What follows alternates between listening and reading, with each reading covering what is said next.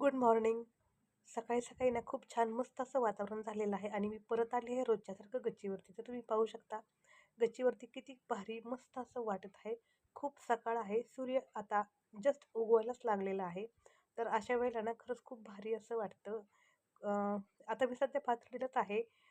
कोपरगावला जाणार आहे, पण थोडासा वेळ आहे, तर मग नंतर जाणार आहे. आणि सकाळी सकाळी ना खरंच खूप खूप भारी आणि खूप प्रसन्न असं वाटतं. थोडंसं बाकीचं आवरल्यानंतर मी म्हणजे रोजचं आपलं घरातलं जे डेलीचं रुटीन वगैरे आहे, अंघोळ वगैरे सगळं केल्यानंतर लगेचच सकाळी ना पटपट स्वयंपाक करून घेतला. आज बरेचसे कामं होते, त्यामुळे स्वयंपाक तरी पटकन आवरणं खूप गरजेचं होतं, म्हणून खूप फास्ट असा स्वयंपाक करून घेतला. जास्त काही शूट मला करता आलं नाही. जेवढं करता आलं तेवढं मी दाखवत आहे. तर घरातलं मी पटपट आवरलं आणि आज एका बँकेमध्ये आले होते. थोडंसं महत्त्वाचं काम होतं. पतसंस्थेमध्ये आले होते.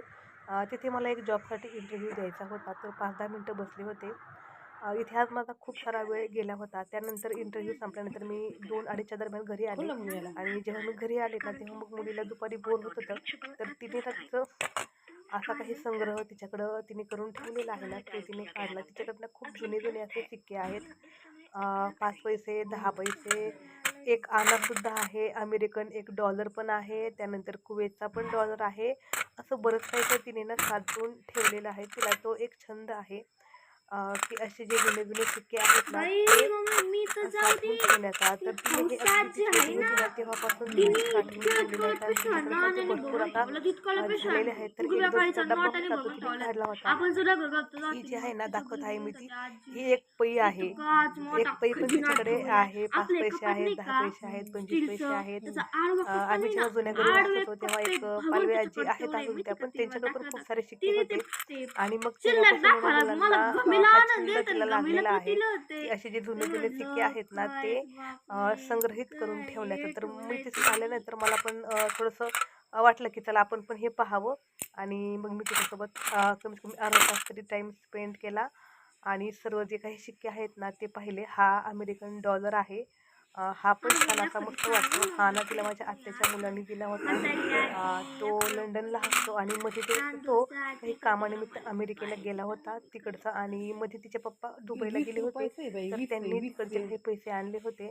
तेव्हा मग तिने ते पण पैसे काही जे आहेत ना ते संग्रहित करून ठेवलेले आहेत. आणि काही नेपाळचे पण रुपये आहेत. जेव्हा आमचं हॉटेल होतं तेव्हा तिथे काम करण्यासाठी नेपाळी होते, तर त्या नेपाळ्यांकडून काही काही पैसे ती छोटी असताना तिने काही घेतलेले आहेत. अशा बऱ्याच प्रकारचे पैसे तिच्याकडे आहेत. आपल्या पण कंट्रीचे आहेत आणि इतरही कंट्रीचे आहेत. काही काही तर असे आहेत की कळत पण नाहीत की ते कोणत्या कंट्रीचे वगैरे आहेत. आता इथे ना ₹1 एक नोट आहे. त्यानंतर ₹5 ना ट्रॅक्टरची पण नोट आहे. ₹1 तिच्याकडे 2 नोट आहेत आणि 5च्या पण 2 नोट आहेत. अजून पण बरंच काय काय तिच्याकडे आहे. पण ती तिची प्रॉपर्टी आहे, त्यामुळे आम्ही पण तिला काही म्हणत नाही. तिचा तो छंद आहे, तो तिला हवेचा जोपासू देतो. कधी मग तिला ती त्यांना बाहेर काढते, थोडंसं त्यांच्यासोबत टाइम स्पेंड करते आणि परत ठेवून देते. आणि असं करता करताना कधी संध्याकाळची वेळ झाली, दिवे लागण वगैरे झाली ना, काही कळलंच नाही. आणि ह्या ताईंना त्यांना त्यांची एक साडी जी आहे ना ती प्रिप्लेटिंग करायची होती. तर मग त्या माझ्याकडे आल्या. मग मी ना त्यांची खूप पटपट अशी मापे घेतली प्रिप्लेटिंगसाठीची.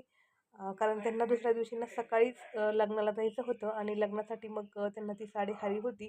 त्यांचं माप पहिलं ऑलरेडी माझ्याकडे होतं, पण सध्या त्यांनी ना वजन कमी केलं आहे. जवळजवळ त्यांनी 1 महिन्यामध्ये 5 किलो वेट लॉस केला आहे.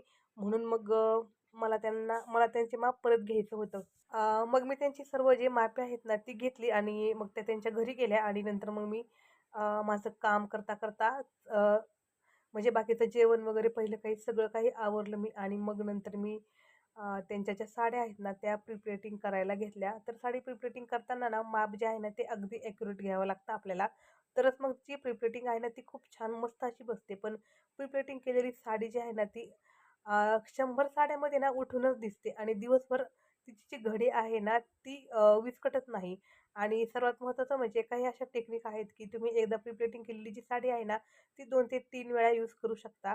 तर यांच्या मी अगोदरही काही साड्या प्रिप्लेटिंग करून दिलेल्या आहेत. त्यापैकी एक साडीची घडी म्हणजे 2दा त्यांनी ती साडी घातली होती लग्न समारंभाच्या वेळेला आणि त्याची पण घडी जरा विस्कटल्यासारखी झाली होती.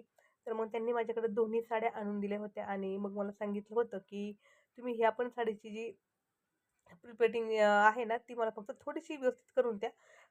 पिना-बिना मी काढलेल्या नाहीत. पिना सगळ्या तशाच आहेत. मग मी ते पण काम करतच होते त्यांचं. तर आता माझी सगळी जी मापं वगैरे आहेत ना, ते घेऊन झाले आहेत. मी पहिले काय करते, परफेक्ट असे सर्व मापे घेते. मापे सर्व व्यवस्थित त्यांच्या नावासह लिहून ठेवते आणि मगच पुढची जी प्रोसेस आहे ना, ती करते. अशा प्रकारे ना काय होतं, साडीची मापं परफेक्ट असली, की मग साडी जी आहे ती परफेक्ट बसते आणि पुढच्या वेळेस पण गिऱ्हाईकांना आपल्याला अ, जे काही काम आपलं आहे ते आवडलं, की आपल्याकडे रिपीट कस्टमर ते येतच राहतं. तर आता मी जेवण वगैरे सगळं आवरलं आणि संध्याकाळी जवळ-जवळ 10:30 वाजले होते. 10:30ला मग मी यांच्या पिना वगैरे सेट करून घेतल्या आणि लगेच जी साडी आहे ती प्रिपेटिंग करायला घेतली. मला ना सध्या एक साडी प्रिप्लेटिंग जर करायची म्हटली ना, तर साधारणपणे 1 ते दीड तासाचा वेळ लागतो.